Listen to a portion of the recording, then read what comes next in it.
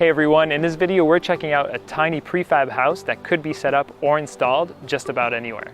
In backyards, laneways, and even in rural or remote areas. This unit has a natural and minimalist interior design and some modern pieces of transforming furniture that make the small space functional. We're at the Hewing House workshop with Ken to get a full tour of their 200 square foot model and to find out about the advantages of prefab homes like this. We want to thank Jackery for sponsoring this video. We'll tell you more about their awesome power station that we tested out, so stay tuned till the end of the video to find out more.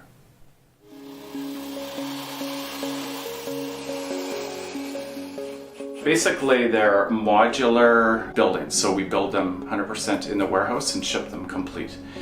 We can build it in a controlled environment where weather doesn't affect us, so everything stays perfectly dry. The neighbors prefer it because there's much less noise, much less time spent on site. Clients are so pleased because one day you didn't have a house and the next day you do. It's just so much more efficient. So they're just transported on a regular transport truck and shipped to the location where, depending on the size of the unit, will determine the size of crane we need, and then we can crane them into place. One of our first projects we did was on a small island just off West Vancouver, and we just did two smaller units there. They were just little bunkies, but that was a really challenging one where the client wanted it perched right up on the cliff, and so we barged the units fully complete over there and then hired a massive helicopter and we airlifted them into place. So that was an exciting project for our very first one. You know, they're not meant to replace a 5,000 square foot home or something like that, but rather as an accessory unit or a remote property where it takes too much time and cost to get trades over there. Something like this works really well and the install goes quickly, so it ends up being quite cost effective that way. The different sizes we're offering right now, we actually have a small backyard office that's 108 square feet. But as far as a livable dwelling with a kitchen and a bathroom, we have a 200 square foot, a 300 square foot, 400 square foot, and a 600 square foot.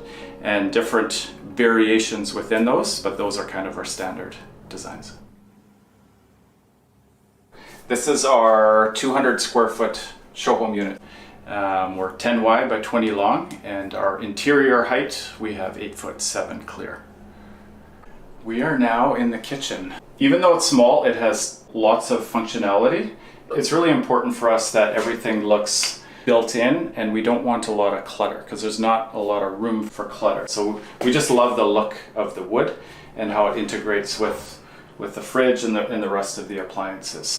And it's actually a decent size for the size of kitchen. We have a full freezer. Everything is push latch. And we have an induction cooktop. And below we have a microwave and oven combo. A drawer underneath. Try to maximize every square inch of this kitchen.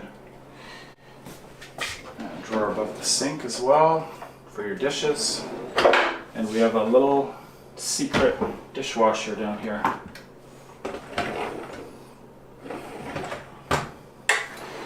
So that's a lot to pack in a tiny little kitchen. Above we have our hood fan and lots of storage up here as well. Obviously it's a small kitchen, but it is actually a functional kitchen. So what we're standing in is the living room, but it's also the bedroom. So we selected a beautiful piece of Murphy bed that functions really well as a couch and is super comfortable, but also is very easy we just pull the latches down, remove these two pillows, and the couch integrates in and the bed just folds down. So very easily and quickly you can turn this into a bed, and it's not a lot we don't have to move a bunch of things around.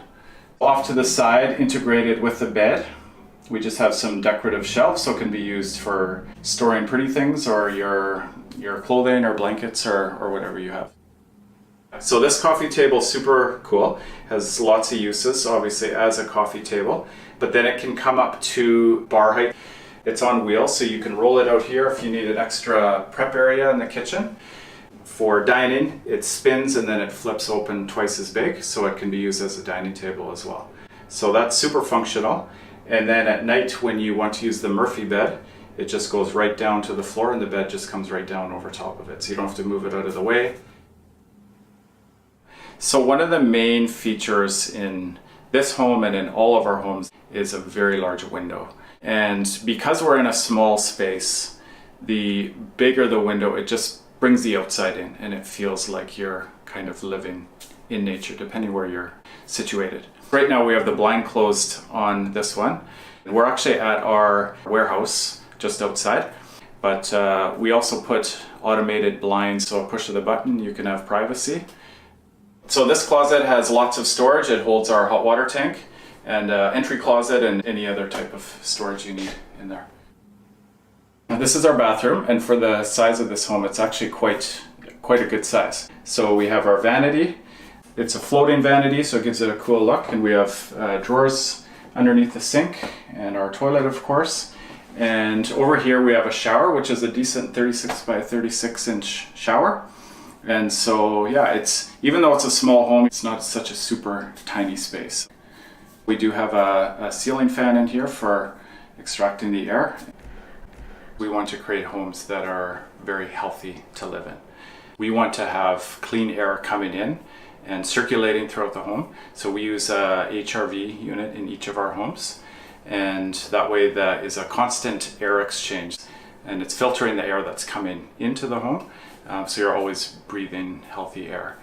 Because we are insulated so efficiently, it doesn't require a lot to heat these. So we're just using electric base heaters. Or if you're in an area where you don't have electricity, so we can do wood burning fireplaces, but the majority of them have just electric heat. And certainly we can do a cooling option as well. So we have an option for putting air conditioning in. On this unit and all of our units, we have a couple options for power. So they are generator ready. So if you're off grid, you can just plug in a generator and power this up. They're solar ready as well. Or if you're in an area where you can hook up to the municipal power, you can just plug it in. And so it's very simple to hook up for power. Your septic would depend on your area, so either a septic field or your municipal services, just like any house. So we can do options for composting toilets and things like that if you want to do a fully off-grid model as well.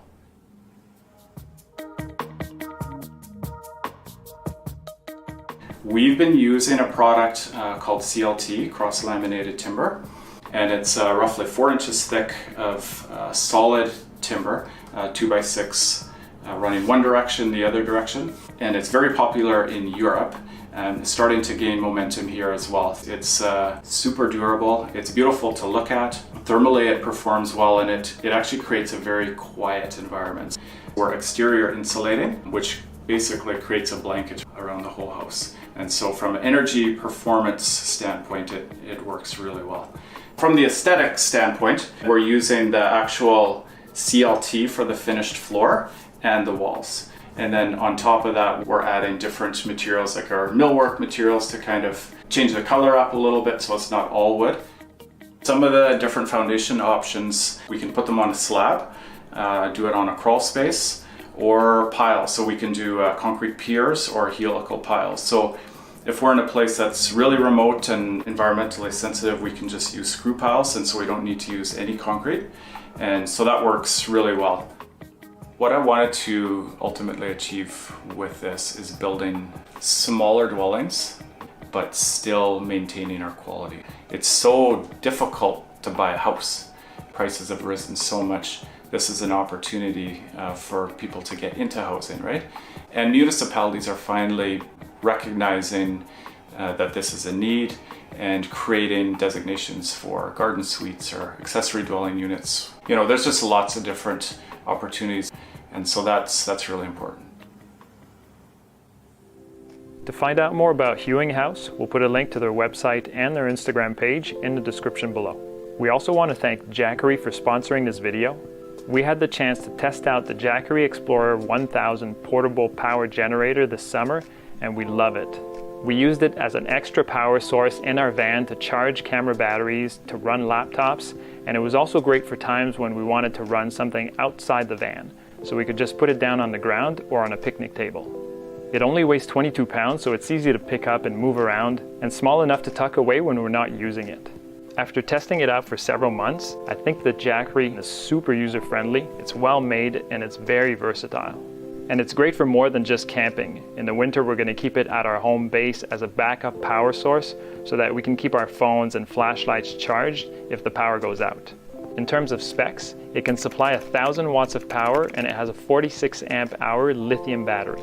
It can power multiple devices at the same time with 3 AC outlets, 1 DC outlet, 2 USB-C ports, and 2 USB ports. And it can be charged 3 ways, which really comes in handy, using a car outlet, a wall outlet, or with their 100-watt folding solar panels to create a quick and easy off-grid solar generator.